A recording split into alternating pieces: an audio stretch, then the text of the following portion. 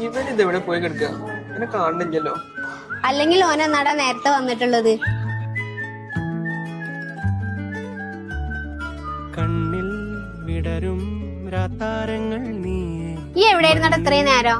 ഒന്നും പറയണ മക്കളെ, പെങ്ങളെ കല്യാണം ഗോൾഡ് എടുക്കണ ഇതുവരെ തീരുമാനമായിട്ടില്ല. ഒരു മാമൻ പറയും എടപ്പാളിന്ന് എടുക്കാം, പാപ്പൻ പറയും കോഴിക്കോട് എടുക്കാം.